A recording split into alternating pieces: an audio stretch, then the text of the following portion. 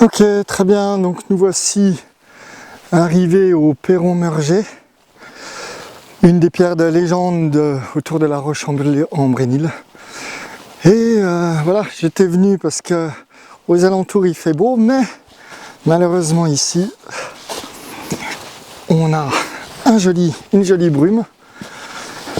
Voilà, donc voici la pierre. Et donc on va reprendre des capsules, ça fait un bail qu'on n'en a pas fait.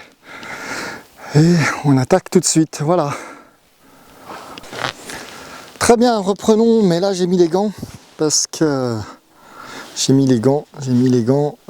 parce que ça n'a pas l'air comme ça. Voilà. Ça n'a pas l'air comme ça, mais il fait un petit -3, petit brouillard là, -3, -2, -4, je sais pas, mais c'est pas mal. Donc, reprenons avec la dérivée. Donc, nous avons notre A qui est égal à delta, qu'est-ce que je disais? Ouais, delta Y sur delta X, et qui nous fait XB moins, ça y est, je remets le X au-dessus, pénible, YB moins YA, et XB moins XA, mais on a vu que, comme on est dans un phénomène qui n'est plus linéaire, eh bien ça pose un sérieux problème parce que suivant les points que je prends, mon A il va varier, d'accord? Donc qu'est-ce qu'il faut que je fasse? Et là il faut aller sur les pas de Leibniz pour vraiment comprendre ce que c'est. Alors je veux dire que c'est la bord tel qu'on le comprend comme ça, c'est pas tout à fait comme ça qu'il l'écrit, mais ou qu'il le montre, mais c'est cette histoire de différence et de choses comme ça. Mais on va le voir de la manière la plus simple possible. Donc là, qu'est-ce que je fais? Je dis, ok, je suis en un point, d'accord? Quand on calcule, on part de A et on arrive à B et on fait ça et on fait bien, là on a 2 points fixes. D'accord? Donc on a 2 points fixes, on peut y aller. Là, quand je veux prendre 2 points fixes, c'est la galère. Donc je prends un point A. Ok? Et qu'est-ce que je vais faire? J'ai besoin de ce coefficient directeur, d'accord? C'est ma façon, c'est pas que j'en ai besoin parce que c'est cool et que c'est joli. Non, c'est ma façon de raisonner. C'est comme ça que je raisonne. Je vais comparer une variation d'un truc avec la variation du machin qui en résulte. Et j'en ai, je dirais, besoin. Ok, vous pouvez l'appliquer à plein de trucs. Vous allez bosser. Par exemple, on vous dit, c'est super applicable, on dit à l'école, travaille et tu vas avoir des résultats. Ouais. Et là, tu as envie de dire au mec, ouais. C'est pas du tout la bonne fonction. Il n'y a pas beaucoup de rapports.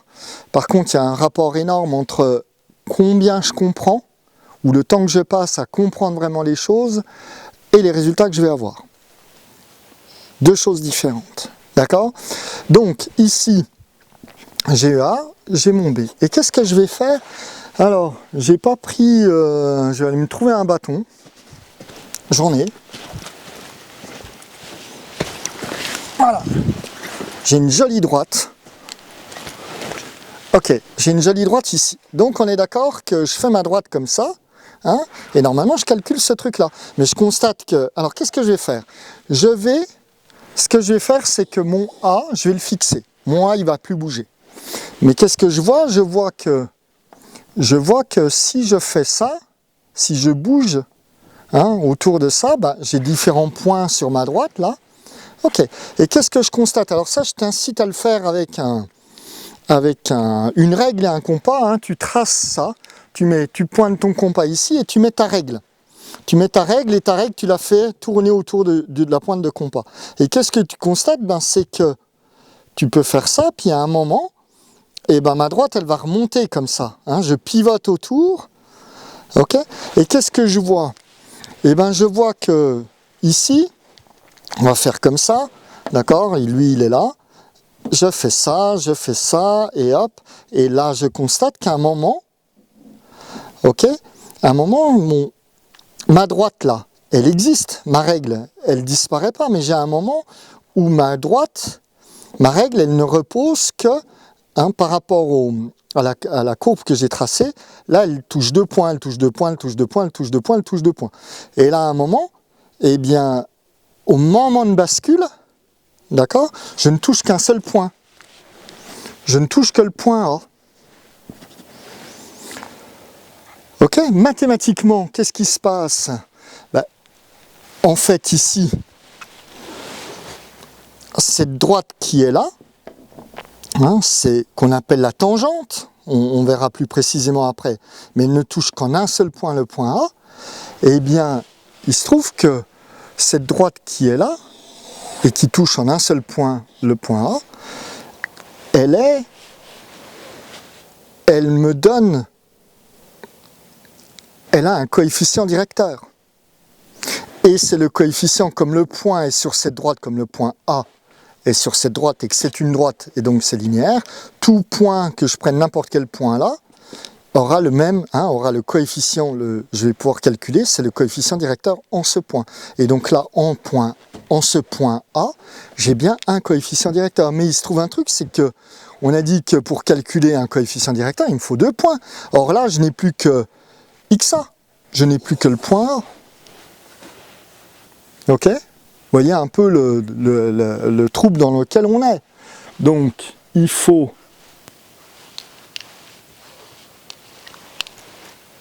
pouvoir faire quelque chose avec ça. Donc, la ruse, alors, dans la notation moderne et tutti quanti, la ruse, c'est quoi? Eh bien, l'idée, elle est là. C'est que j'ai mon bâton et je vois bien que j'ai un point et que j'ai un point B qui se rapproche.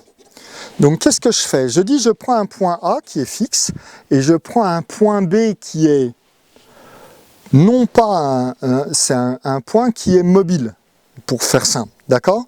Il est mobile et je vais le rapprocher. Je vois que je le rapproche de A, de plus en plus près de A. Et on voit bien que plus je prends un point proche de A, et plus mon coefficient directeur va être exact. Jusqu'à ce point où ici, je n'ai plus qu'un seul point et j'ai, en théorie, le coefficient directeur exact en A. Comment je vais calculer ça? Comment on s'en sort? Alors, il faut aller lire la mise dans le texte, parce que c'est un peu plus subtil que ça encore, mais c'est quand même déjà joli montré comme ça.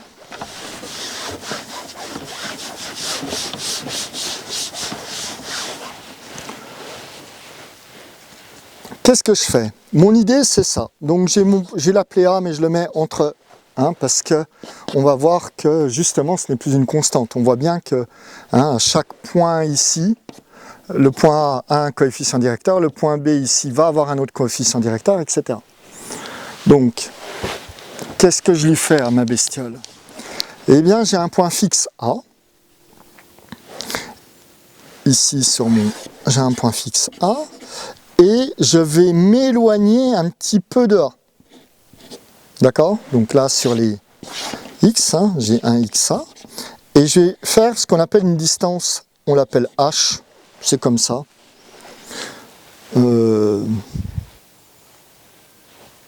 Et on reprend à la suite de la capsule.